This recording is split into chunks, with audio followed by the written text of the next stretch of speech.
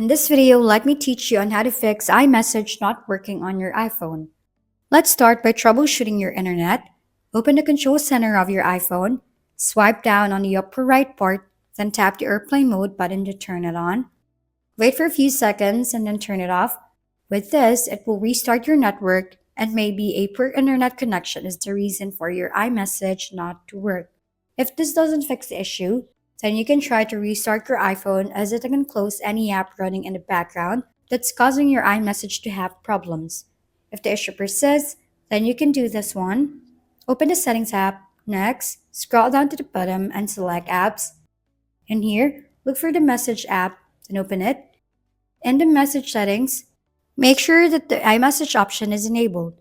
Now turn off the button beside the iMessage and then wait for a few seconds and turn it back on. It will restart and wait for a while to finish the activation process. Now this should be able to help you solve the problem.